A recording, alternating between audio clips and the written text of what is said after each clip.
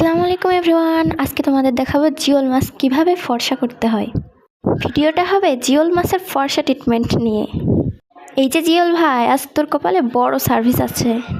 চামড়া যদি ফর্সা না হয় বাজারে মান যাবে না, মানে খেতে গেলে আমার রুচিতে বাঁধবে।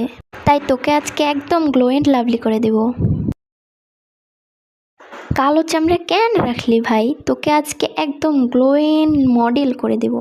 জিওল মাছ তো কাটা মারে, তার জন্য ফার্স্টে লবণ দিয়ে নিবে যাতে মরে যায় এগুলো। তো ভিডিওটি দেখতে দেখতে লাইক কমেন্ট করে ফেলো সবাই।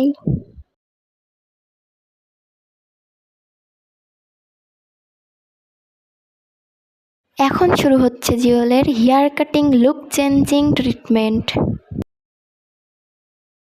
তোমরা জিওল মাছ কাটার সময় ওর মাথাটা ফেলে দেবা, কারণ ওর মাথার ভেতরে পাথর থাকে আর খাওয়াও যায় না ওইটা।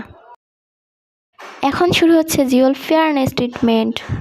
আমি কিন্তু কোনো ব্লিচ দেইনি, এটা রাঁধুনির বিউটি ফর্মুলা। একটু ঘষলেই দেখবে কালো থেকে হোয়াইট হয়ে গেছে।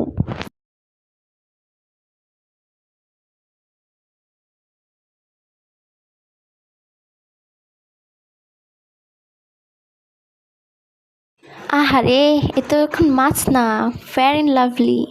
দেখো আগেরগুলো আর পরেরগুলো দেখো, এগুলোতে রুচি আসবে খেতে গেলে, আর এই কালোগুলোর তো খেতে রুচিই আসবে না।